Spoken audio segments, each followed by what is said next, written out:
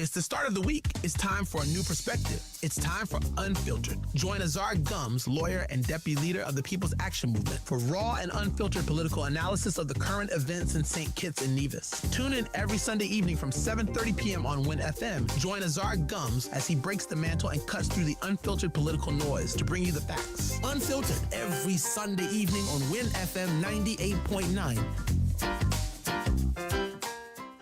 The views and opinions expressed in this program were solely those of the participant or caller and do not reflect the views of WIN-FM 98.9. WIN-FM reserves the right to disconnect any caller who infringes the law or offends the right of any person. The station will also refuse to take any call from any person who, in WIN-FM's considered opinion, is likely to expose the station to liability for statements made on the air. It's the start of the week. It's time for a new perspective. It's time for Unfiltered. Join AZARD GUMBS, lawyer and deputy leader of the People's Action Movement, for raw and unfiltered political analysis of the current events in St. Kitts and Nevis. Tune in every Sunday evening from 7:30 p.m. on WIN-FM. Join AZARD GUMBS as he breaks the mantle and cuts through the unfiltered political noise to bring you the facts. Unfiltered every Sunday evening on WIN-FM 98.9.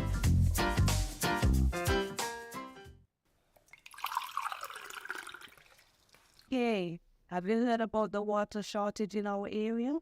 Lord, this can end in a serious dilemma. Now that the country been run by labor, this pure mayhem, scandal, disorder. With this Labour Party in power, is this a social club in disguise?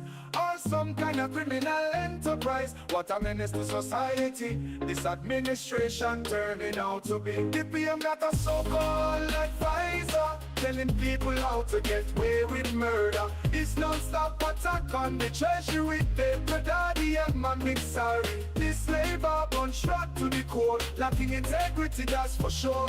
Economists all hard life crippling, we a collective menace, menace, menace to society. It's like it's all cheap and no India.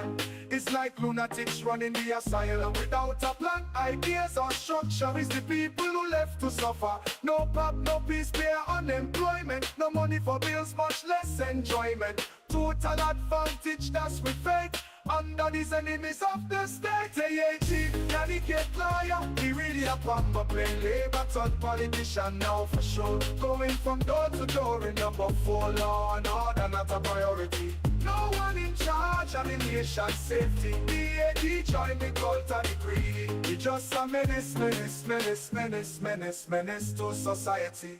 Lord, this can end in a serious dilemma. Now that the country been run by labor, this pure mayhem, scandal, disorder. With this Labour Party in power, is this a social club in disguise? Or some kind of criminal enterprise? What a menace to society this administration turning out to be. The PM got a so-called advisor, telling people how to get away with murder. It's non-stop attack on the treasury with paper daddy and man sorry. This Labour bunch shot to the core, lacking integrity, that's for sure. Economists all hard life crippling, we a collective menace, menace, menace to society. It's like it's all cheap and no India.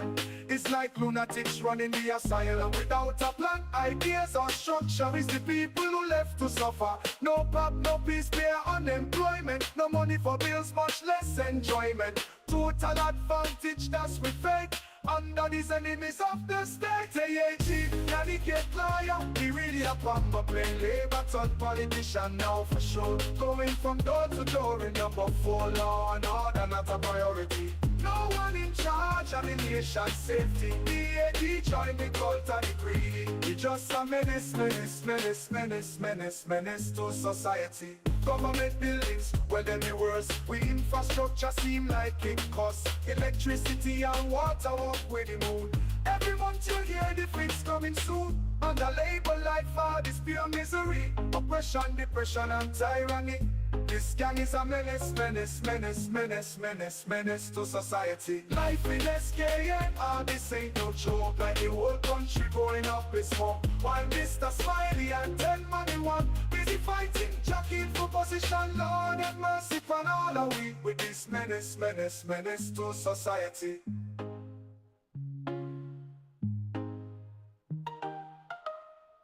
government buildings, well then the worst we infrastructure seem like it costs. Electricity and water up with the moon. Every month you hear the fix coming soon. Under labor life for this pure misery, oppression, depression and tyranny.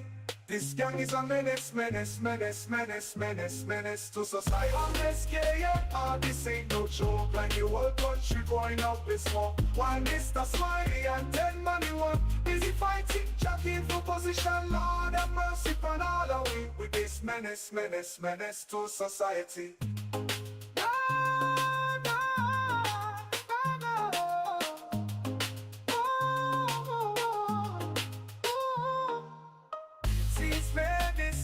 Society, them are enemies of the state. Lord of mercy, under the weight of the lies, they need their other show. They got to go, oh, oh, oh.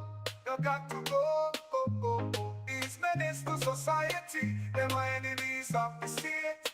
Lord of mercy, under the weight of the lies, they need their other show. They got to go.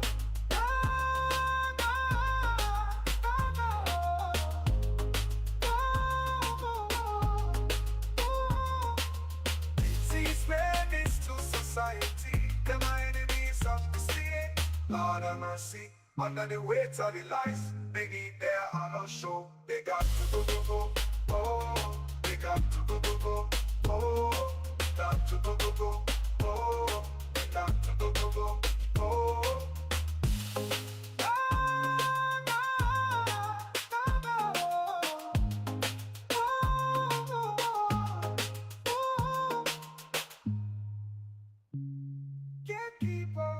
For the people.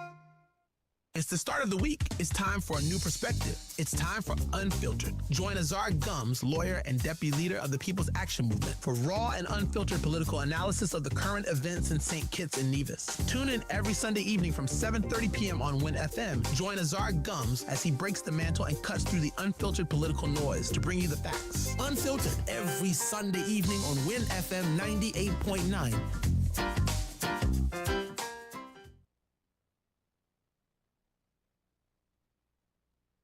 Evening to everyone. Pleasant evening to everyone. I am your host, AZARD GUMBS, Deputy Political Leader of the People's Action Movement, Attorney at Law, and with me in studio is Nubian Greer. We would have Dr. the Honorable Sean Richards here as well on this episode of Unfiltered. Of course, we continue to speak about the issue. We continue to put people first. We continue to make sure that persons remain aware of the shortcomings of this Labour administration. The Labour Party, since it has taken office, has done more bad than good. They have not delivered on their promises. They continue to mislead the people of St. Kitts and Nevis, who depended on them to keep their promises.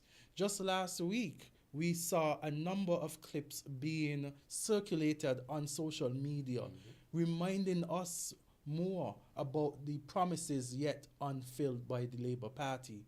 In fact, I remember the last election, 2022, People's Action Movement, we were so geared up in ensuring that we deliver the mandate to the people. We tell the people of St. Kitts and Nevis what we would do if elected. That many of us never really concentrated on the campaign of the Labour Party, so much so to understand and hear all of the things that they were saying. So they promised the electorate so many things that they have yet not delivered. We have seen that the Labour administration, since they have taken office, we have seen an increase in the deficit. Based on the IMF report, the IMF has said that it's at 61% now. It has given the projection or the prediction that if things remain the same, that by 2030 we'll be up to 68%. And so we understand a lot of families are struggling, a lot of persons are struggling. Simple things that we once took for granted now, like water. You understand? Just yesterday, while home in Challengers, the water was gone. And many persons were saying, this wasn't how things were, let's say 3 years ago. We know that we had some water issues, but it wasn't to the extent of how we have the issues now. And they are the persons who said that they're going to fix all of these problems. And they have failed to deliver. They have failed to deliver on their promises. The basic things they have failed to deliver. Well, good night to the listening public out there.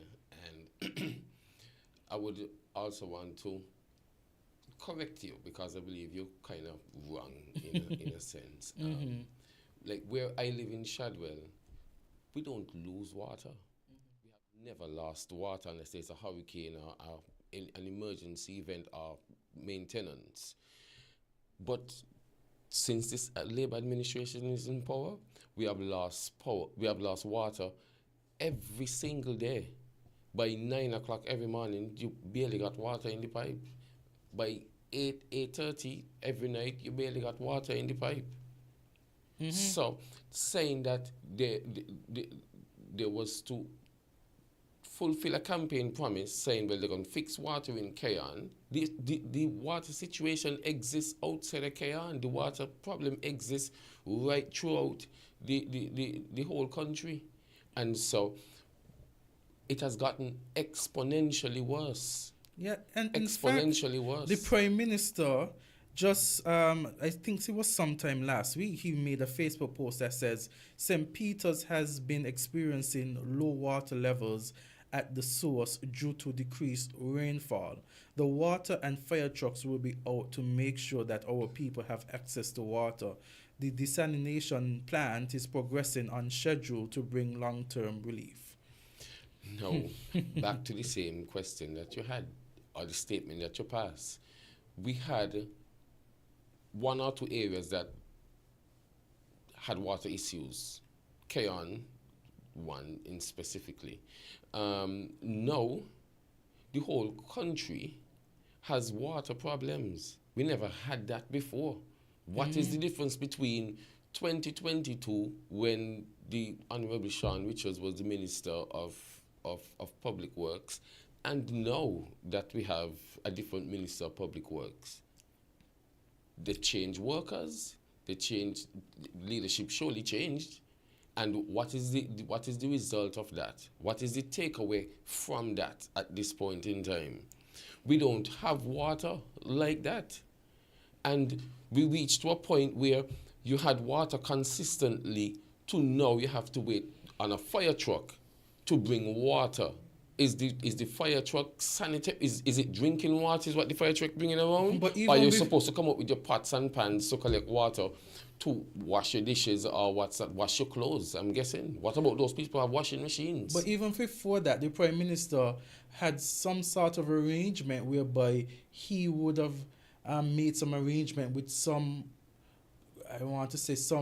person to get water tanks. I recall some water tanks being distributed in the constituency that he lives in constituency number 8. And it's as though he has tried to do so many short-term fixes, in a sense, quote unquote, because he hasn't fixed the situation, so to speak. And so it is clearly, to me, out of his hands. I mean, he's speaking now about the desalination plant, but he speaks about so many things, and yet these things don't come into fruition, and they don't come as he has said it would come to relieve the people of St. Nevis. In fact, the people of St. Nevis need to retire the Honorable Dr. Drew. He needs to exit politics. He needs to exit the seat of Prime Minister, because he's clearly incapable of leading this cabinet and leading the Federation of St. Kitts and Nevis. That is an honest statement. That is an honest statement. I believe that there should be some sort of mechanism where, when you don't perform, there is an exit strategy. You either give it up, or there's a mechanism in place to relieve you of the office. If a pilot come to work drunk every day, would he be allowed to fly? But here is it, we have a set of persons who is saying it's down a deep, dark path, and there is no exit strategy until the next 5 years. When they come and start to give out gifts, and probably the desalination plant, if it do come through and it's on stream, then you say, well, see, we fixed the water problem, but until when? Exactly. And then, as I said before, they had so many promises that they made during the last election.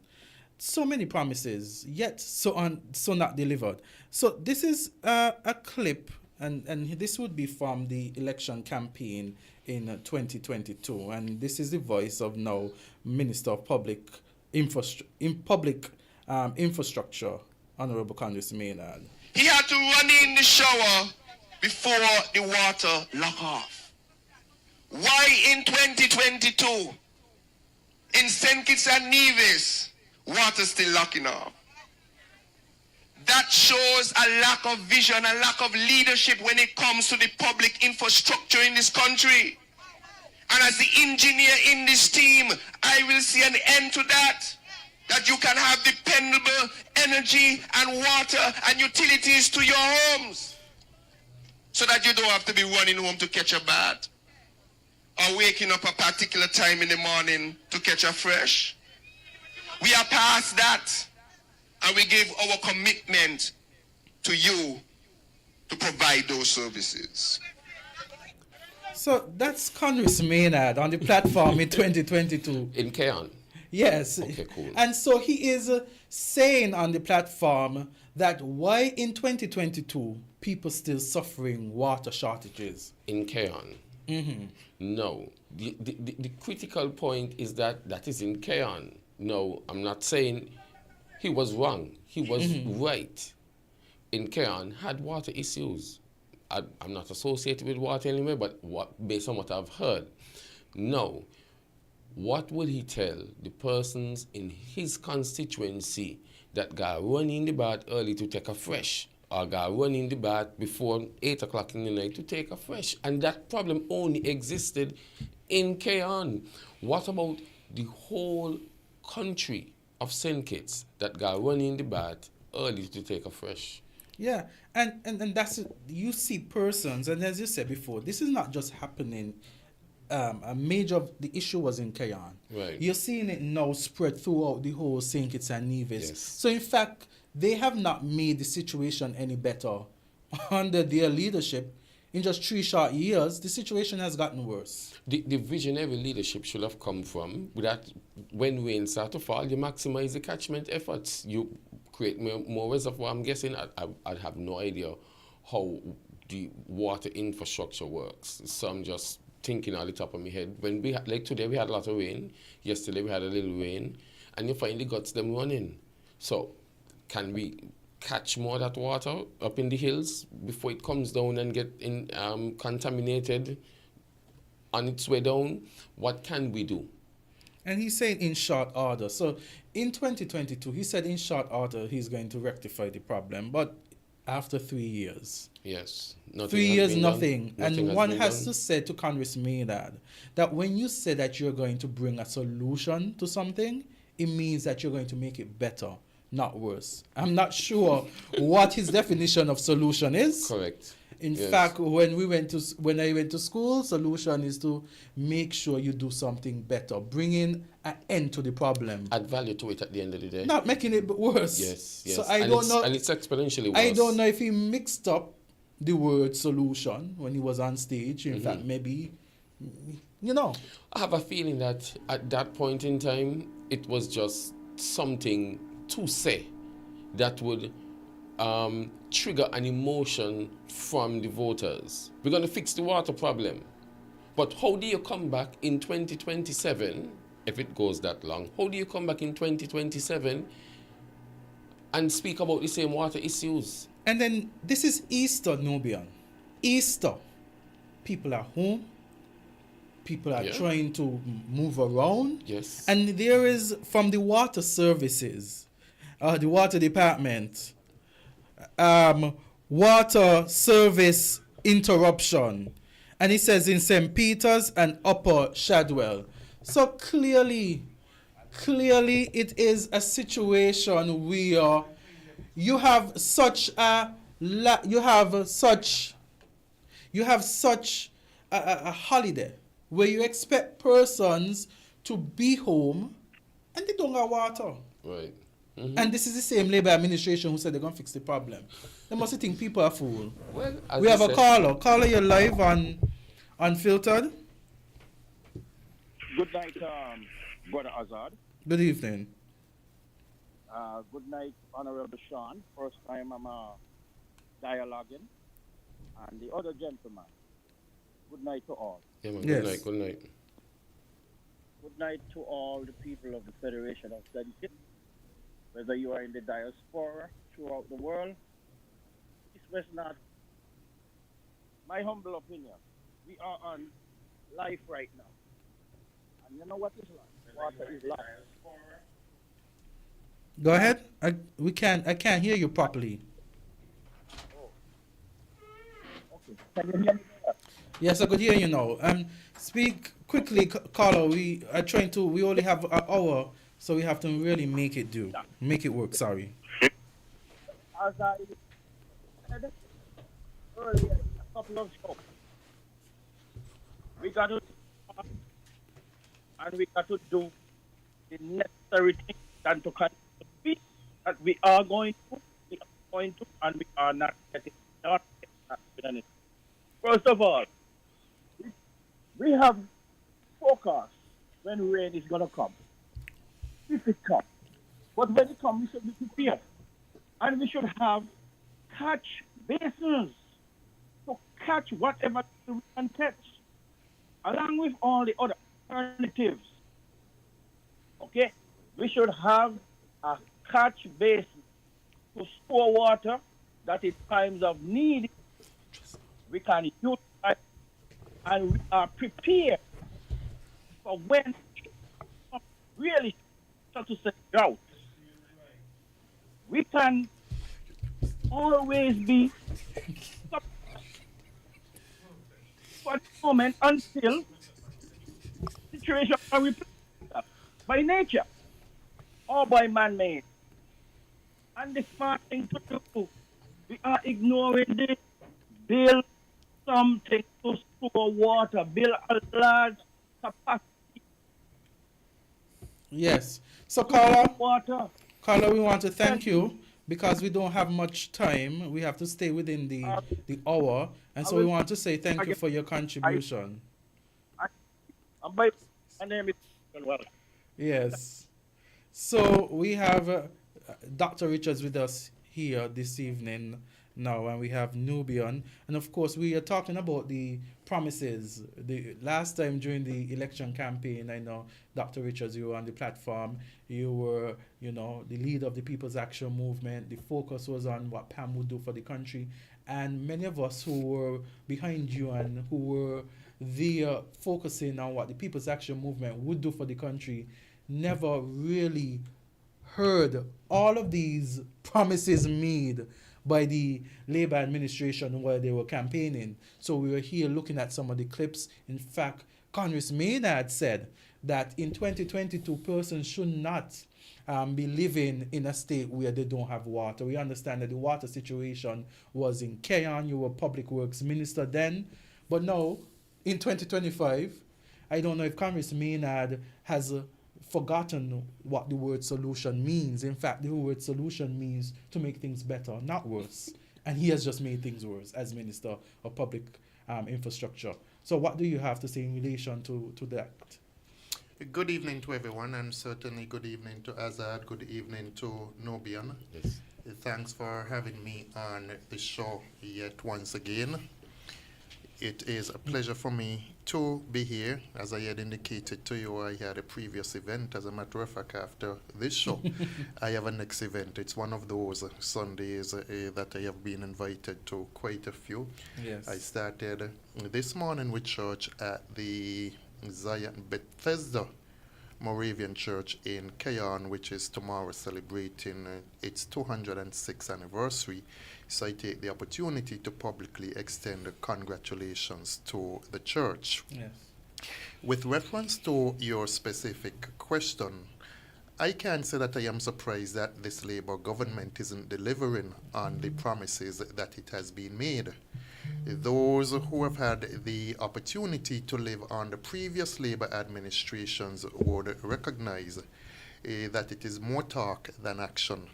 And certainly this, for me, and for most persons you speak to, they will tell you that it is the worst government that they have seen. It is the worst labor administration that they have seen.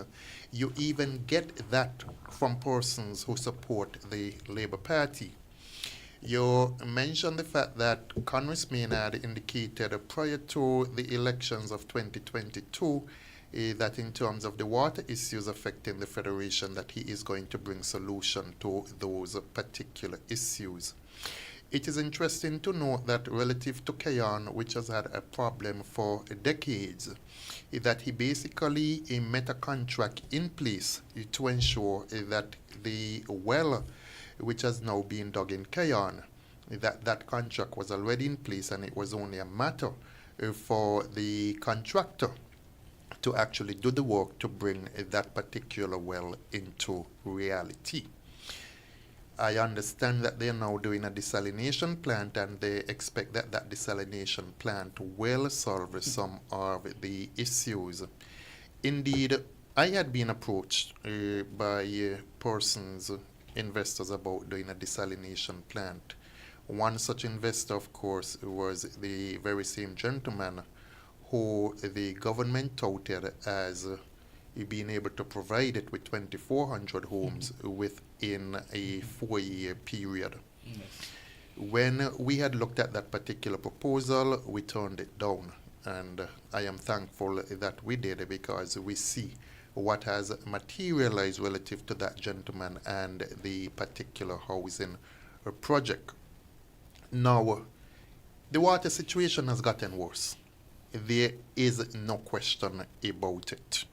I live in Sandy Point, and for the very first time in years, when you go home by about 9 o'clock in the evening, don't expect to have any water. And this has been ongoing for more than a year now. I spoke about it during the budget debate last year in December. And interestingly, after I spoke about it during the month of December, we had water basically throughout the evenings. But since then, the pattern has continued of the water being turned off by 9 o'clock in the evening, and you don't get any until sometime the following morning. So if that is a problem within the Sandy Point community, you hear the cries coming from other persons within several other communities. I am not going to argue against the fact that yes, there are several issues which contribute towards the water crisis that we are currently argue against the fact that yes, there are several issues which contribute towards the water crisis that we are currently facing. But in terms of the solutions that the government promised, those have been short in coming. There needs to be a serious investment. Have not planned properly to deal with the water situation here in the Federation of St. Kitts and Nevis. We should have been more forward thinking. We should have thought about the fact that you have an increase in terms of houses. You have an increase in terms of other development types, whether it is hotel, businesses, etc. And of course, the more houses you have, the more businesses you have, the greater in terms of the need for water, there's an increased need for water. You have less rainfall. So those are factors that, yes, one has to take into consideration. What, however, impacts me at this particular point in time is that the government is broke. Financially, the government is doing terribly. I understand that there is now an attrition program in effect. While it has not been announced, if you speak to persons within government, they would indicate to you that the Ministry of Finance is saying, if you are 55 and older, they want to know who those persons are. Basically, they're basically asking those persons to retire because they're now trying to decrease the government's payroll.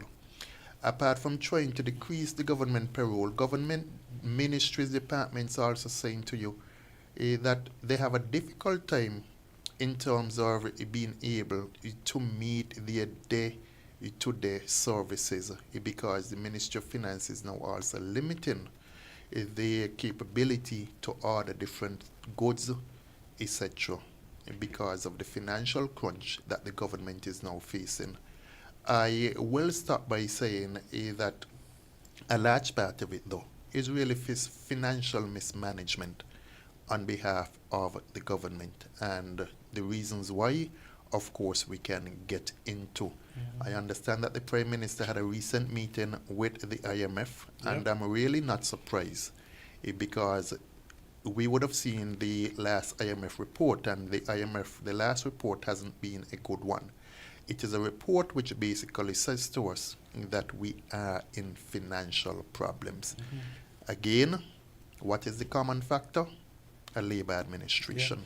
And in fact, as you said that, I was noting in the report, right now we're at a 61% deficit, and it is projected, if nothing changes, that it would increase to a 68 by 2030. And as said, the Prime Minister, he, based on a press release on SKNIS, he was accompanied by the Financial Secretary, his wife, and the PS, Naima Hazel. That same press statement or issue just said that they left to what is our fate. We're still to be determined, you know. And of course, with the U.S. imposing tariffs across the world, these are considerations that we have to consider. How will it impact St. Kitts and Nevis? And the Prime Minister hasn't given us any plan as to how he's going to address these issues as it relates to its impact on St. Kitts and Nevis. But the point is there a plan? I was just about to make that point. I don't think he has a plan. You have been in government for almost 3 years now, and it is quite evident that there is no plan in place. The other point that I wanted to make is that there was a CBI meeting being held in Antigua during the course of this week. My information is that around the region, persons have been asking, in particular some of the prime ministers of the other islands who have a CBI program, why it is that the Prime Minister of St. Kitts and Nevis hasn't attended that meeting. Now, of course, he was in Washington and he was having meetings with the IMF. It indicates to me that the meeting with the IMF was more important than attending the CBI meeting, and one must ask why. Yeah. We have a caller. Caller, you're live on Unfiltered. Caller. Thank you. Yes. Brother Azard, I will let you could put me on hold and let Sean finish his statement, because I have something to come in, but I would rather hear statement that he's making to the end. Something to come with. If you want to allow. No, you could go ahead. I think he has finished his statement. I'm told the volume is low, so if you could increase the volume. Let me ask you, and anyone from the Federation of St. Kitts, if St. Kitts could recover, I know it's more money, $1 billion now, and put it where it's necessary need in the country, is that enough? Is that good? Do you think we will have to get so much? Because it seems like we're on our way to the International Monetary Fund. So if you could interact with that, tell me how $1 billion, one B, a B. Okay, so there are more. Okay, so thank you, caller. Your phone, whatever connection it is, isn't the best this evening. I think he was saying if $1 billion was given to St. Kitts and Nevis, would that be enough? I think that's what he was. Okay, so caller, go ahead. Yeah, let me reiterate. If we can find $1 billion without going to the International Monetary Fund, you think that will be sufficient to solve a lot of issues? Number one, water, the social issue. Okay. Raise the BBW, the educational system, and more. The necessary needs for the country to run without stress and stress. 1B, tell me. Thank you, caller. Thank you for your contribution. I do believe that it would go a very long way in terms of some of the short-term issues that we're facing. I am not going to sit here and say that it is easy or it takes a little bit of money to run a country, but it is what you do with the money, how you invest the money in the Federation of St. Kitts and Nevis. The unfortunate thing for me is that this administration has already signaled that it lacks the capacity to basically move the Federation of St. Kitts and Nevis forward. It is not a matter that the administration came into a government and met the government devoid of the necessary financing to take the country forward. What has happened is that the monies have been squandered. And of course, if you're going to squander the money, if you're just going to spend money on things which are deemed unnecessary, it is only a matter of time before that particular money runs out. You met a CBI program in place, and yes, perhaps you needed to make certain changes to the CBI program. But again, because you had no proper plan, you had changes after changes after changes.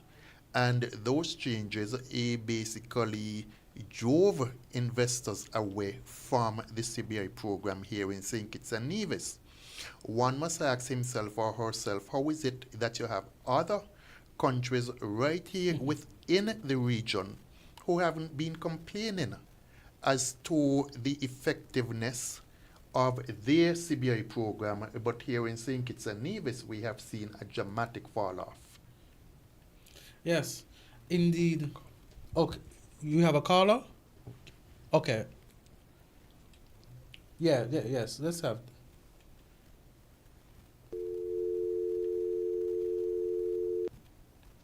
Hello, caller? Good night. Yes. Good evening. Good evening. Good evening. I just see a caller call and he asked $1 if that will solve the problem. But it seems like $1 billion, that should probably be enough to solve the problem. But my question to you, Mr. Gums. Yes. On one of your program, you had on the Flanders, the two guys Flanders, and yes. I think one year I was saying that under Pam ain't bringing nobody to build the houses. I guess you were talking about the East Coast houses. But I don't know, so let me refresh your memory. I don't know if you all know anything about East Bastia when Pam bringing this company from Venezuela to build those, you used to call them chicken coop houses. You know anything about those houses in your town? I am aware of the houses which were referred to as chicken coop houses. As far as I know, it wasn't a case of bringing in someone from Venezuela to build those houses. As a matter of fact, and you can correct me if I am not, stating the facts. But if I recall correctly, I think Romic Phipps of particular, who has since died, was the local person involved in that particular housing project, to the extent that persons had stated that Romig had no experience in terms of building houses, but he got a contract to build houses. So it appears to me as though what would have happened back then is Romig may have been the local point person for the building of those houses, but they were subcontracted to local contractors, maybe in terms of the technology that it came out of Venezuela at that particular point in time. But unlike what was being proposed by East Coast Housing, whereby the company basically was given the contract, you had a local individual who had been given the contract and it was subcontracted to other persons. That is my understanding as to what happened. I can't say that I'm intimately familiar with it, so I'm still subject to any corrections from those who may have the facts. Yes. Okay, Mr. Richard. My next point is Mr. Hanley. I think he need to come to the nation and speak about them houses. If we're not gonna use East Coast houses anymore, and we're gonna move forward. Okay, we have local builders here. Okay, if we got the permission to use those same model houses, well, just give contracts and let the guys then start building those houses. If we have permission to use those same model houses from East Coast, I don't know what the situation is. And my next question is, Mr. Nubian, I see you popping up everywhere. What your purpose is? And that's my last question, because you just popping up earlier, but we don't know what you're all about. Before Nubian responds to you, you perhaps would recall that when that contract was signed with East Coast Housing, the contract wasn't made privy to the public. We were told that their trade secrets essential, so it cannot be made public. So as to what is in the contract and whether or not it is that someone can continue those houses using basically the same technology, I honestly cannot speak to that. I am not here to defend Nubian, but I think that and he will answer, but I think if anyone knows Nubian, they would recognize that Nubian has been one out there in the community year after year, even before he would have expressed an interest in politics back in 2022, making a difference in terms of the development of the Central Bastia community in particular. And I honestly would hope that more persons would come forward and do such. You don't have to have an interest in politics to be able to give back to your community, to be able to get involved in terms of organizations within the community, whether it be football, the schools, supporting children, etc. And so I personally will publicly commend Nubian for all that he has been doing to ensure that he is giving back to the best of his ability, not just within the Central Bastia community, because once you give to one community, it helps overall in terms of the development of the Federation of St. Kitts and Nevis.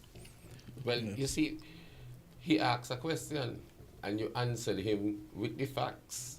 And so with those set of facts, all he had to say was okay. And so, well, I lost that one, so let me try to see if I could. And that's labor strategy on a whole. Well, let me find some sort of distraction, and that's what it is. Yes. He knows me. He knows since I came back from studying, I've always been in my community. I've always been giving back because I know the importance of giving back to your community. And entering politics allows you a greater platform to give back and a greater platform to make a difference and an impact on not only your communities, but communities within the Federation. Yes. So if this person knows me because he called me up by name, he know what it is, but it's just to provide a distraction and try to see if he can get her up for the L he just took when he asked Sean the question.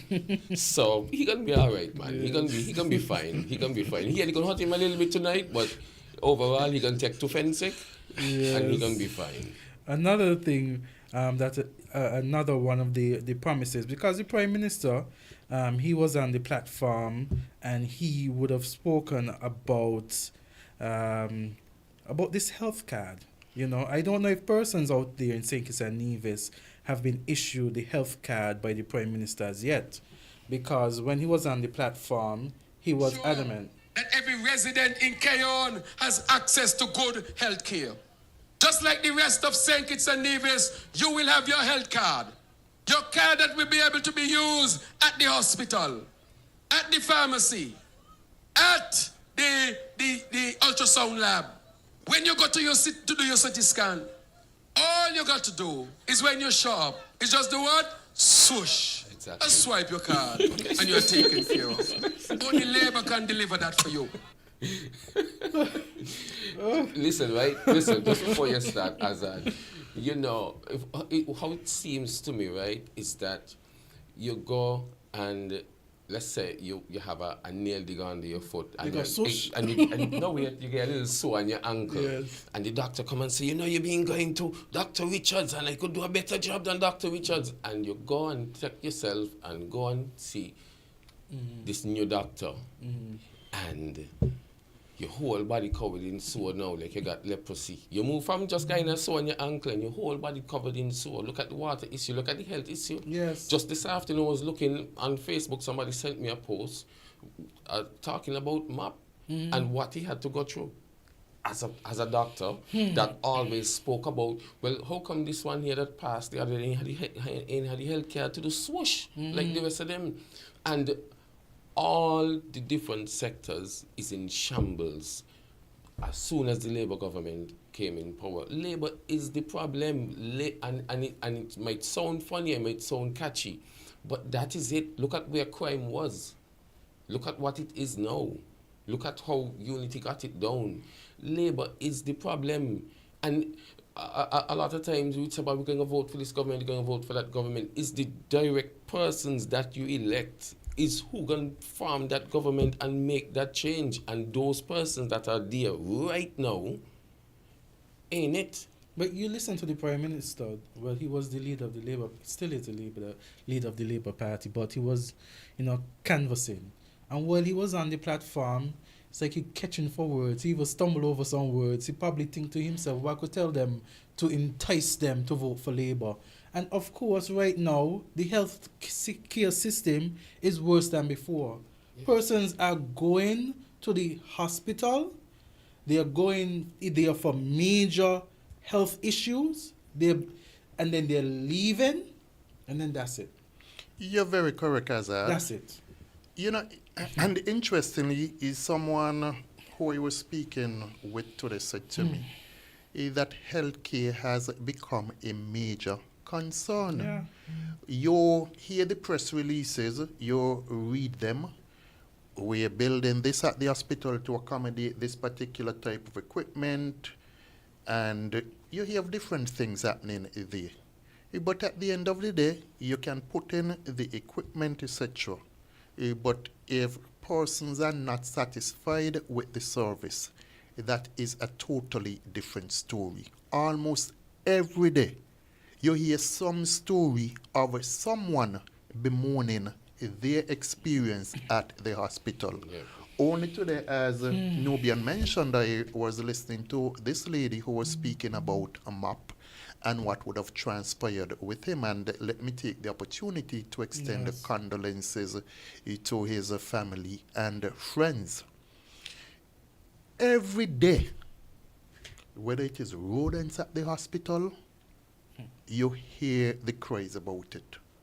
Whether it is persons going there and dissatisfied with the service, you hear the cries about it. Whether it is the leaking of the roof, the facilities in general, the type of experience that persons have there, you hear about it. I know one lady, and Nubian would know who I'm speaking about, who has stated if something wrong with her, she says she prefers to be taken down to Ross University. Oh yes, I know exactly what that is. He knows exactly because she take a Ross. Yes, it is. And she was serious. Yeah. Very serious. I've heard persons and the lady, that same sentiment. On the live today said the same thing. She took she animal down by Ross, and the care and the attention that she got from Ross far surpass what you get up there. I've had experiences at the hospital. I have a son who has asthma, and a Friday afternoon, I got him in a little drinking spot, and the call said he got a little asthma problem. Took him to the hospital, and I left there minutes to 10, I think it was in the night, with the child. Took him back home. What time you went there? About 4:30. You have a caller? Caller, you live?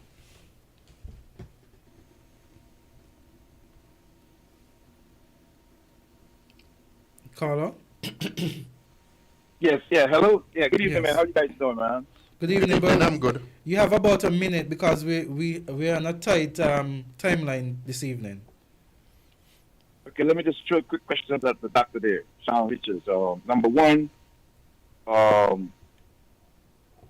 when we're looking at the next election coming up, right, I want him to state 3 to 5 issues that he will be attacking this government on. And the East Coast project, right? Did the government lose any money in terms of an investment, down payment made to that East Coast housing scheme?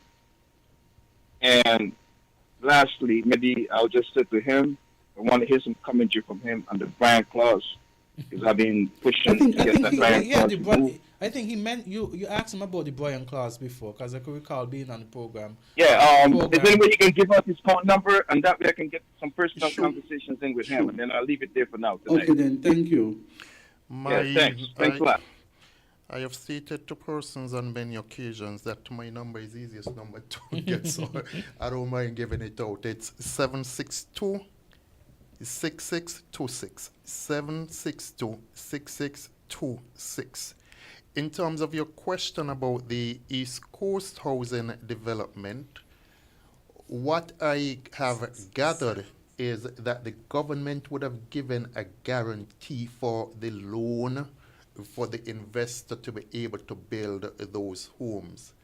So that if you as a government would have given a guarantee and the loan isn't being repaid, then of course the person who guarantees the loan or the entity which guarantees the loan now has the responsibility of repaying that particular loan.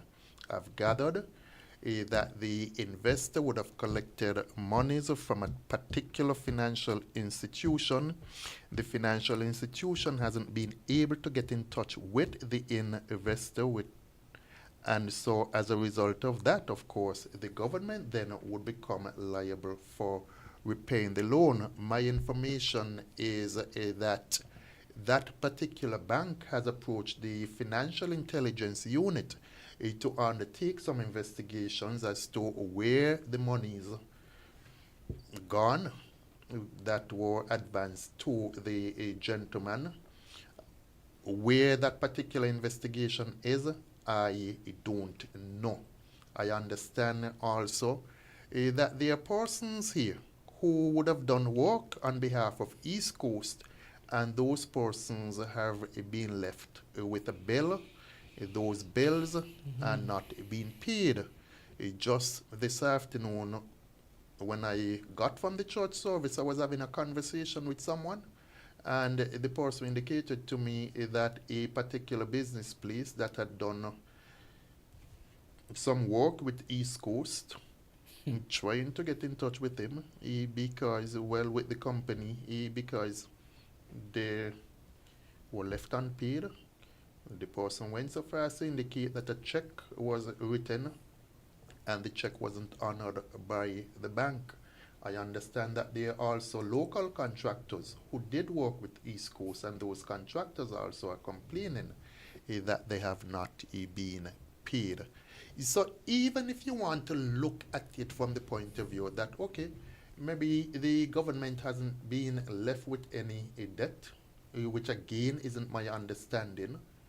My understanding is that you have a number of local persons who have not been paid for services rendered by East Coast Housing Development.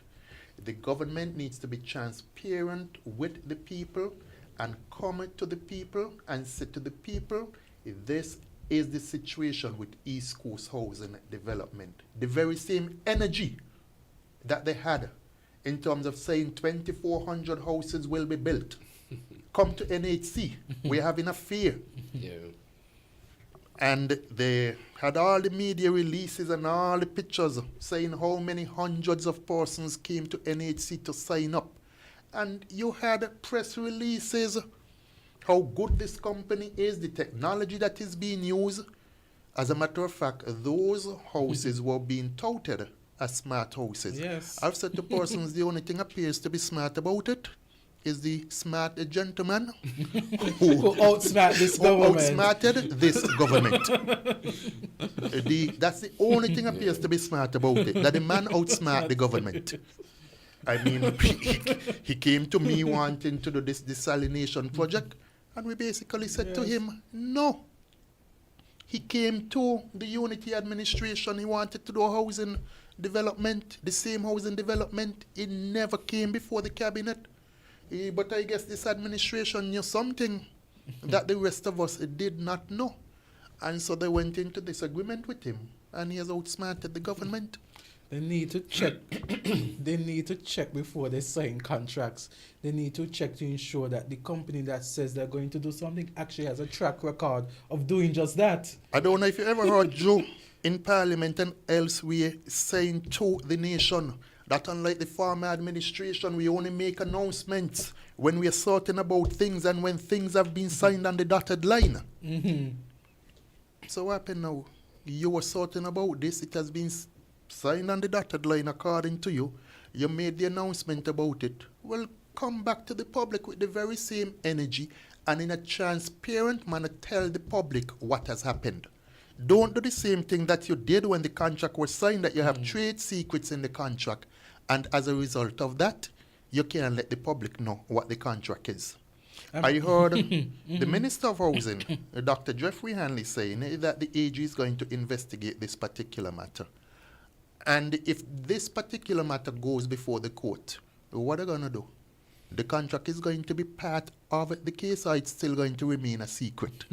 But you see, that is what happens when you do things trying to keep the information away from the public, and then it turns around and it blows right up in your face. And you know, it is a disgrace, because this is same administration campaigned on transparency. Yep. And they are seen as one of the most corrupt, opaque government. You can't see through nothing what they're doing. Yes. The communication is at an all-time low. They feed you little bits and scraps. Little bits and scraps they feed you, where the main issue is still in a dark place that only they know. Well, that's the same thing that happened with the solar farm projects, where it was, well, we negotiated a new deal, a proper deal that can benefit everybody, and you only hear it by the west side that, well, we ain't pursuing that anymore. Even with that particular contract, my inside information is that they wanted a particular company to become a partner with the solar project because of whoever was supposed to benefit from it. Right. And because that didn't happen, that particular project gets squashed. Has been squashed. When I was in government, I know that resources, financial resources, were already moved to the Federation in order to facilitate that particular project. I have also heard that a gentleman was given extended deadlines to bring the project to reality, and he never met the deadlines. But that is only one part of the story, because, as I said, the other part of the story is that certain undue pressure and influences were being placed on the gentleman for other contractors, other businesses to become part of the project, and it wasn't accepted. But you know, we've been going through what they have said, and we talked about Congress, we talked about Drew, and of course we can't leave out the female from the team, because at this time, you know, Marsha Henderson also had something to say. So let's hear what she had to say. In a new Labour government, I will have a voice advocating for affordable housing for the constituents of Central Bastille and the entire nation. I have been listening to you, Central Bastille, and I understand your plight. I understand you when you say, Marsha, I want to be a homeowner.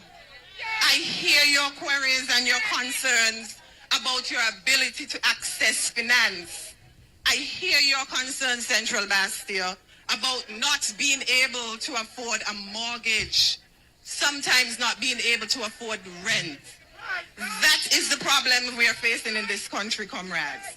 Everywhere we go, we hear about high rent. High rent. Ordinary people can't afford to pay these kind of things. The rent is quoted in US dollars.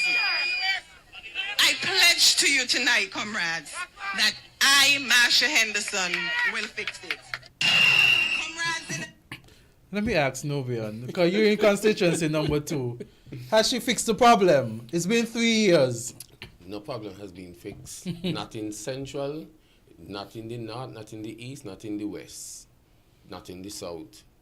No problem is being fixed anywhere. She said that she pledges that, you know, this housing, the housing, and we know that, you know, a lot of persons want affordable homes. But I can't recall, and you know, this government like to make little things look big and fancy. Not one video I have seen of this government saying that they've built a house in constituency 2 yet. I may be mistaken. I know they have said that they have built some houses in constituency 8, and I don't know if any have been built in constituency 2. Well, to be honest, in 2 there's no space for any massive. So what was she talking about? Is she talking about a different constituency number 2? Well, probably. They don't have a 2 in Nevis or 2 probably on Booby Island, but there is no space in 2 unless you're going to start building vertically, and that is also something that I thought they would have explored. because no land space.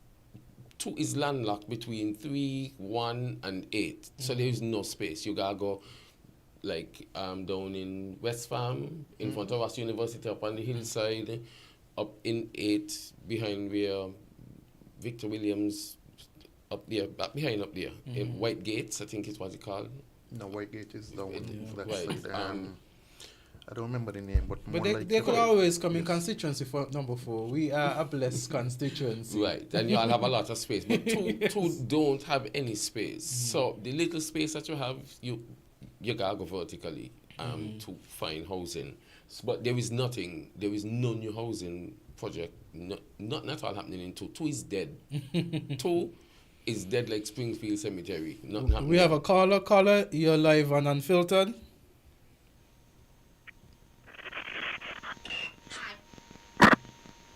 Caller? Yes, sir. Yes. Please don't underrate me. I call in when I can. Okay. But Keep it in a minute, because we have to make sure we get in everything. What's that? I would like to pledge to the Federation of St. Kitts and Nevis. I would like to bring $2 million that is out there to the Federation to take care of the needs as much as it can. I have help. I will get help. I will not reveal too much information.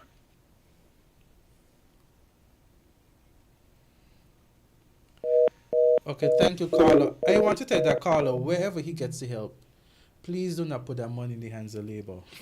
Because they're going to go, so it will be mismanaged. So, and caller, sorry about that. I don't know what happened, but you can call in. I see that he was disconnected. And so we have so many promises made by these ministers, and they're in government where they have the power to fulfill their promises, and yet they have not done anything. I mean, the Marshal talked about rent being quoted in US. I don't know if there has been any rent restriction mechanism put in place to really control the rent. In fact, I feel like rent increase. But that's what I'm saying. Even if it was quoted in EC or in US, people still can't afford it. With the way things going right now, if you couldn't afford it back when Unity was in office, your situation is worse now. Your financial situation is worse now. The opportunities to earn a little more cash is worse now. And if based on what Sean is saying, when you're 55, they're asking you to retire, the situation will get exponentially worse. I know a number of persons because those guys are going to look leave. jobs. Yeah, because they met the 55. Those persons who are 55 going to look a job now. They're going to leave the government service with the pension and enter in the private sector looking for jobs. So we're going to get a scarcity of jobs coming around. And then we have Social Security that's going on the reform, and likely the age in which you're going to get your pension would increase. You know? Things are deteriorating. Yeah. There is Rapidly. no question. Rapidly. There's no question about it. And for us to have a discussion on this, it's going to take a next show. Yes. But on one hand, yes, you mentioned Social Security, yes, which is thinking of increasing the age at which you're able to collect a pension, I think, to 65 rather than 62. But on the next hand, you have a government which has basically mismanaged the finances of the country. And now, even before persons reach the age of 60, because the retirement age in government is 55, but you could get extensions up to the age of 60. But if you have Social Security thinking of increasing the age to 65 at which persons are able to collect, and you have a government sending home persons even before the age of 60, there is something which isn't adding up in terms of both policies.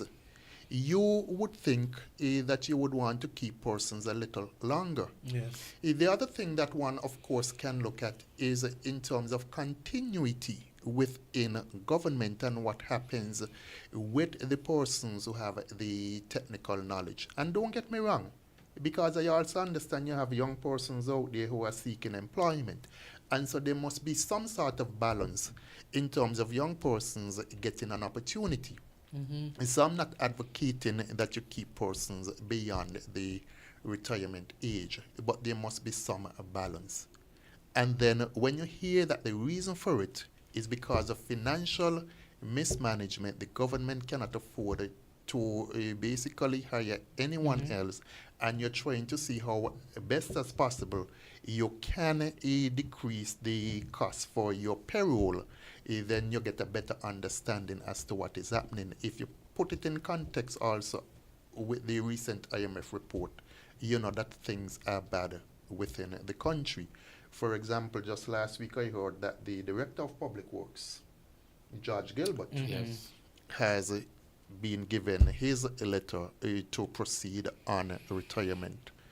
I don't think he's at the age of 60 as yet, but if this is ongoing throughout government, I understand there's not even any discussion with you, so that you begin at least a month, 2-3 months in advance to plan for your retirement. No discussion with you. Some of the letters I understand, you get the letter today, the letter dated since about a month ago. No discussion, nothing to allow you to plan. Nothing is being said to persons, and so if the government know that this is now your policy, because you need to reduce costs, at least say something publicly. You don't have to come and say it individually to Nubian, individually to Shauna, individually to Azad. But if you say publicly, look, we're trying to see how we can cut costs, and so in terms of persons who have reached the age of retirement, we are looking at basically retiring some of these persons. You may have exceptions, and we know the exceptions probably will be for political reasons more than anything else. But at least I know that if I'm at the age of 55, expect anything at any point in time. So I could begin to do some sort of planning. Yeah. In fact, at one point in time, I saw someone in tears because they had just received the letter, and it was to a shock to them. And it makes me wonder, this administration, when you put yourself up for public office, it is my understanding that you put yourself up to serve the people. And so you would expect that these leaders would have some compassion. But when they get in power, these new labor ministers, they get in power and it's like they either change or they're revealing who they were before. Because you want to know, where's the compassion? There's no compassion. Where's the empathy? Look at the same salary increase. As Sean just said, they're asking person to 55 to retire early when the retirement age is 65. No, you're asking person to retire early because you need to save some funds in the government coffers. Where was that thought process last year when you increase your salary? Not only increase your salary. And it should have been on moral grounds that you say, hey, listen, we're not going to touch that there because based on my financial advisors, things going to get rough next year. But they also have been hiring persons left, right, and center. You have persons who have been making the complaint. They hire this person. It's supposed to be a post for somebody with a degree. They hire somebody without a degree. So the post now becomes tied up, and they can't pay the person the degree salary, so they pay them basically just below that, because they're just bringing in people left, right, and center. So what really do you expect? There's a comment here that said that Marshall can't even fix the bathrooms at the Pelican Mall. So when she's talking about fixing the housing situation, so, and we will look at the Pelican Mall and the bathrooms, we know what kind of state they're in. And so when I read that, I said, it's true, there is Marsha Henderson talking about bringing alleviation to persons in constituency number 2. And she's Minister of Tourism. Pelican Mall will fall under that ministry. And you can't even get the bathrooms up to standard. So how could you want to fix the house, but you can't fix the bathroom? Yeah. Nope, and the unfortunate thing is that Labor Day is coming up. And this is an administration which is supposedly about the working class, about the poor. But you see how poor persons here in the Federation are suffering under this administration. Just saw a news item indicating that New Vibes Ban is supposed to be on the road for Labor Day, and each day Each year that becomes the tactic. You put bans on the road to get persons to come out, forget about all of the issues that they're facing, distraction, jam, walk up, and then you take a picture of the persons behind the ban and you say, it was the biggest and the best Labor Day march ever. But Labor Day isn't about that. Labor Day is about the issues facing the working class here in St. Kitts and Nevis. We know that the working class has several different issues at this point in time. The government hasn't delivered on the basic promises that it has made to the people of the Federation of St. Kitts and Nevis. Parliament is meeting this week. I suppose during one of the days, whether Wednesday or Friday, it's probably going to be about the government auxiliary employees and their pension.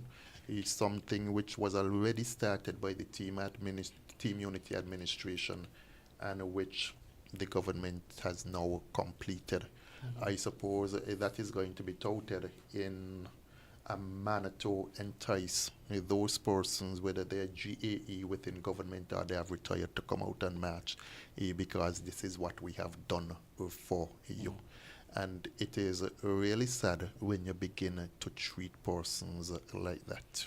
Well, that is the Labour strategy from since I'm a child and I know how that works. The page out of Douglas's book.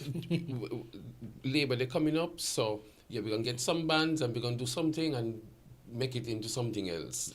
Elections coming up, so we're going to talk about something that we just put in place. But what happened to the past 4.5 years prior to that? I remember, and I think it was around Labor Day, when Dr. Douglas, as Prime Minister of St. Kitts and Nevis, spoke about marching against the high electricity rates. You're correct. And I thought to myself, well, he's Prime Minister, SCELEC is a statutory body, and if any effect, the government would have had some say, us could make some impact on the rate. So how could you therefore talk about the high electricity rate when you yourselves could have made a difference and didn't? Yeah. But before we go, I can't have all the ministers have their spotlight and we can't hear from the representative in constituency number 4, because he too had his promise, you know. He made his promise as well. So we can hear from all of them and not have Samuel Duggins speak, hear from him when he spoke on the platform. All those farms that are too far to get electricity. And our aim is to ensure that there is electricity on every single farm in this country. Now that deserves a wow. I think that deserves a wow. Renewable energy for all those farms that are too far to get electricity. And our aim is to ensure that there is electricity on every single farm in this country. Now that deserves a wow. I think that deserves a wow. I tell you, you can't make this up. You can't make this up. I mean, like Samuel mean that he got to give them a wow before he go. So, and when you look at the plight of the farmers, and you talk about electricity, I want to know how many farmers have actually gotten the proposed electricity on their farms, as he has indicated. But electricity is an amenity. What about the basics? Let's speak about the basics. And it's not there. I grew up on a farm and I have communication with farmers. It is the fundamentals of what the agriculture supposed to bring in to farmers in a basic way. That's your basic function. You ain't in a wow for that. That is what you're getting paid for from 8 to 4. Yes. It's not there. It's not there at all. Very good response from Nobian. He deserves a wow. Nobian deserves a wow. Because even before you got to the issue of electricity, you have so many other basic issues affecting farmers. Samuel has been the minister with responsibility for agriculture for almost 3 years now. And the majority of farmers is still saying to you that they have these issues and the issues are actually worse than they were before. Whether it is you want to speak about water, whether you want to speak about basic equipment, whether it is you want to speak about going to the Ministry of Agriculture and getting certain basic support services, the farmers have not been able to access those. I don't think if you speak to the farmers, they would tell you that their number one concern is that of electricity. However, you go on a political platform, and I suppose that is what sounds good, and people clap, and you say, man, give me a wow. Wow. Give me a wow. Now that you are in the position to be able to deliver on behalf of the people, persons are disappointed because of the performance of this administration. And you talk about agriculture, and my mind goes back to Carifta. And under this same incompetent minister, Samuel Duggins, you see that the renovations for the Kim Collins Athletic Stadium has been ongoing almost as long as he's been the Minister of Sports. He dropped the ball in not getting the World Cup cricket here. He can't keep up the maintenance for the basketball, so now the basketball league has been postponed. The TDC Inter-School Championship, according to him, postponed, but I believe it's cancelled because I don't believe that's coming off again. And then you look at the young people in Carifta. I commend them, and I commend the SKN Athletic Association, because they had a major fundraiser, which they thought, fundraising event, which they thought would have been there to assist the athletes. Not there. The SKN Athletic Association then had to come out to the community asking for donation. I want to believe that affected the athletes, because when they ought to have been focusing on ensuring that they're at their best, those persons, the organizers, had to wonder, are they even going to Carifta? And then when they come back, not even a welcoming by the Minister of Sports and the Ministry and the government. Don't worry. Within the next week or so, since there's been that public outcry, you probably will see them scramble to do something. Trust me. Yeah. They're going to scramble to do something. Reactive government. To save some face. Like he put a video about the Kim Collins Athletic Stadium, all kind of video going on, but had we not spoken about it, we wouldn't have gotten a video. It's as though Mr. Duggins and this government feel that they could just fool the people of St. Kitts and Nevis by picture opportunities. That is what they do best. So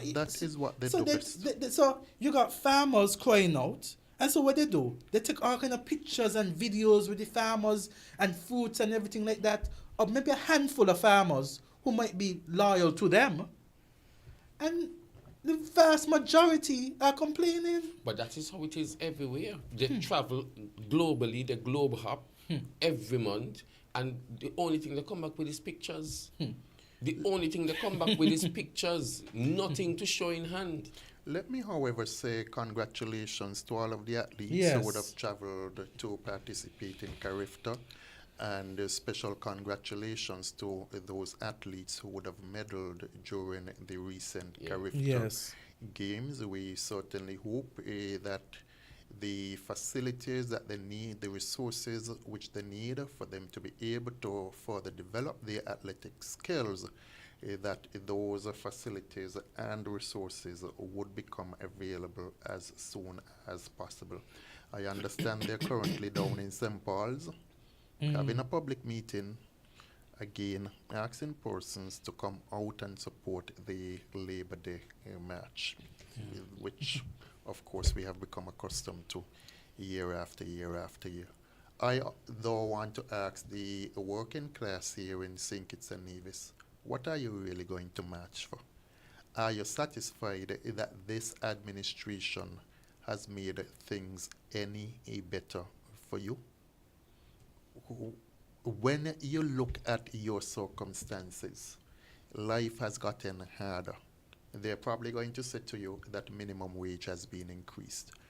But while minimum wage has been increased, the fact also is that the cost of living has drastically increased. And this government has done nothing to ensure that you're able to live more comfortably. If you want to take the fact that businesses now have to pay an increased cost for electricity, which of course they have passed along to the consumers, so that your dollar is going way less than it was. They came with this budget, which is wallet, Boost wallet, yeah. Boost wallet, or whatever the name is, $250 a month, which so many persons have been complaining about, because obviously it hasn't been properly thought out in terms of projects that would help you to develop, to move your community forward. You don't see those particular projects. How many of those very same workers went to NHC to fill out an application for one of these smart houses? And up until now, those houses haven't been delivered to the workers. Things are hard in the Federation of St. Kitts and Nevis. The tourist season basically has come to an end, so it's going to get even worse. It will get worse. Those who work in that particular sector, they can expect now that in terms of their working hours, your working hours will be reduced. So that even you may want to make the argument that, okay, minimum wage has been increased. You're paying more for just about everything at the supermarket. It is expected because of this tariff war between the US and China that, again, you're going to see a further increase in terms of the cost of living. So I don't know what is there for workers to celebrate in the Federation of St. Kitts and Nevis. What do you mean? New vibes? Sugar band and grandmasters. That's the only thing to celebrate at this point in time. Nothing else. I want to, at this point in time, send my condolences again to the families, the Freeman family, and also the Masham family. You know, there was a young girl, Virtuous High School, Miss Freeman, 17 years old, and she passed away, gone too soon. Also, Miss Masham, T. Masham, again, 29 years old. She's from Middle Island. Freeman is from Green Tree. I was from Green Tree, and so, you know, the families are mourning the loss of their loved one, who they expected to have lived much longer than they did. Again, we have Oliver Spencer. His funeral is tomorrow at 10 a.m. at the Old Road Ebenezer Methodist Church. I'm encouraging persons who can to come out, show your support to the family. I want to express my condolences to the Spencer family and his children and his entire family. I know that we have May Day that is coming up on 5th May at the People's Action Movement headquarters. We're going to have breakfast from 7 o'clock, and we are going on till we're going to have breakfast, we're going to have lunch, we're going to have dinner, we're going to have entertainment. We're going to have so many things at the People's Action Movement. So those persons, you don't have to stay down and be political with this match that the Labour administration is putting on in the heat of the sun, trying to attract people. You know, you could come up to the PAM headquarters. It's a good place to be, and it's going to be a fun time. You celebrate with we celebrate with you workers at the party headquarters. It's the People's Action Movement. We have been putting people first for some time. And so, of course, I will, play the People's Action Movement presents May Day Fair on Monday, 5th May from 7 a.m. at PAM headquarters. Face painting, bouncing castles, marketplace, new to you, domino competition, cake stall, a cash bar, and more. Breakfast, $30. Soul food lunch, $20. And barbecue, $30. Plus, lots of entertainment. So bring the entire family to PAM headquarters on Monday, 5th May from 7 a.m. until, and hang out with the People's Action Movement at their May Day Fair. The People's Action Movement, putting people first since 1965. So yes, that's the May Day on May 5th, the People's Action Movement. Of course, we're going to have convention on June 1st. Convention, this is going to be the first convention since our political leader, Natasha Gray, has assumed office. The last one was the handing over from Dr. Richards to Natasha Shani Gray Brooks. Of course, this now it would be her first year as political leader, so all eyes on Mrs. Natasha Shani Gray Brooks. Of course, she has also indicated that the process for candidate selection would be concluded by then, and so that constituencies 2 and 4 are expected to have their candidates named in short order. And so we continue to build as a party, strength to strength. The People's Action Movement ain't going anywhere. There are some persons who might think that the People's Action Movement is going somewhere. When I say going somewhere, there might be persons who say that People's Action Movement is dead. But we're not dead. We're here, and we're here to stay. The People's Action Movement being putting people first since 1965. I don't know if you guys want to say anything to conclude. I will use my time to indicate to persons that you have seen the performance or the lack of performance of this Labour administration. You have a choice. I want to encourage persons to continue to raise their voices, continue to speak about the ills which are affecting you. We want to hear from you. The People's Action Movement has demonstrated over and over again that it has the capacity, it has the policies to move this country forward, to move people forward. Whenever the next general election is called, of course, we will be putting our policies before the people, and we want those policies to be shaped by the input of all of the different stakeholders here in the Federation of St. Kitts and Nevis. With regards to the upcoming holiday weekend next week, Monday, of course, we invite you to PAM headquarters to come out, not just to eat and drink, but come out and have conversations with us. Let us know what your experiences thus far. Come out and share with us the issues affecting you. We would definitely appreciate it. And of course, for the upcoming convention, we expect to see all of you at that convention. We are a party which is willing and able to accommodate all persons. We are a party which wants to move the Federation of St. Kitts and Nevis. We are a party which believes in putting people first. Well, in closing, I want to admonish the persons of St. Kitts in particular to be mindful and don't get fooled twice. The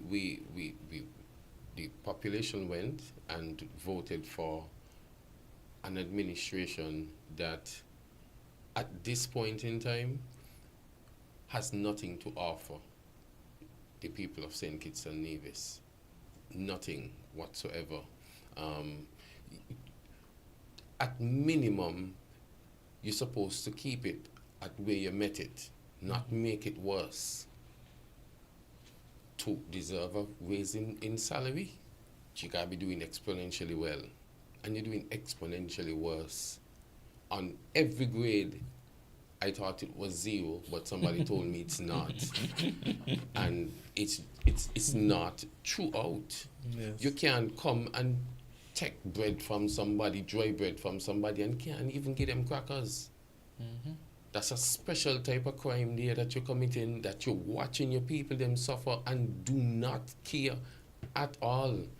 You're asking people to take a haircut. You're asking people to balance the budget, and things don't get tougher. Why the sunshine conflicts? Yes, you leave Kellogg's, and you gotta do a whole set of things. And at the end of the day, your salary not only maintain, your salary increase for you and your friends. How evil and how wicked can you be to watch your people suffer while you're taking a bigger paycheck at the end of the day? And that speaks to the persons that you elected. And so next election, we gotta select differently. We gotta look for persons who are entrenched in the different communities, persons who share the same values as you, persons who can share the same sentiment as you, because if it was me, listen, I don't mind if you all keep your salary, take off mine. I ain't gonna be living good on me people them that I supposed to be serving, living worse off than me. Thank you. And I mean, as we conclude this evening, in 2022, the people of St. Kitts and Nevis thought that they were electing their savior. In fact, they have elected pharaohs who rule over all of us with an iron fist. And we're saying on election day, whenever it is called, Pharaoh, you need to let our people go. We don't want no more labor. We ain't want no more labor. It's hard labor with labor. I'm telling you, it's 5 years hard labor. That's a prison sentence. Yes. That's what it is. So I want to thank both of you for being here. No of problem. course, we'll continue to advocate on behalf of the people of St. Kitts and Nevis. We'll continue to keep the government's feet to the fire, and we'll continue to put people first. See you next week, if God's willing, on another episode of Unfiltered. The views and opinions expressed in this program were solely those of the participant or caller and do not reflect the views of WinFM 98.9. WinFM reserves the right to disconnect any caller who infringes the law or offends the right of any person. The station will also refuse to take any call from any person who, in WinFM's considered opinion, is likely to expose the station to liability for statements made on the air. Lord, this can end in a serious dilemma. Now that the country been run by labor, this pure mayhem, scandal, disorder. With this Labour Party in power, is this a social club in disguise? Or some kind of criminal enterprise? What a menace to society this administration turning out to be. The PM got a so-called advisor, telling people how to get away with murder. It's non-stop attack on the treasury with paper daddy and man mixari. This Labour bunch shot to the core, lacking integrity, that's for sure. Economists all hard life crippling, we a collective menace, menace, menace to society. It's like it's all cheap and no Indian. It's like lunatics running the asylum without a plan, ideas or structure. It's the people who left to suffer. No pop, no peace, bare unemployment. No money for bills, much less enjoyment. Total advantage, that's with fake. Under these enemies of the state, AAG, Connecticut lawyer, he really a bumper playing labor, third politician now for sure. Going from door to door in number 4, law and order not a priority. No one in charge of the nation's safety. DAD join the cult of the greedy. He just a menace, menace, menace, menace, menace, menace to society. Government buildings, well then the worst. We infrastructure seem like it costs. Electricity and water walk with the moon. It's the start of the week. It's time for a new perspective. It's time for Unfiltered. Join AZARD GUMBS, lawyer and deputy leader of the People's Action Movement, for raw and unfiltered political analysis of the current events in St. Kitts and Nevis. Tune in every Sunday evening from 7:30 p.m. on WinFM. Join AZARD GUMBS as he breaks the mantle and cuts through the unfiltered political noise to bring you the facts. Unfiltered every Sunday evening on WinFM 98.9.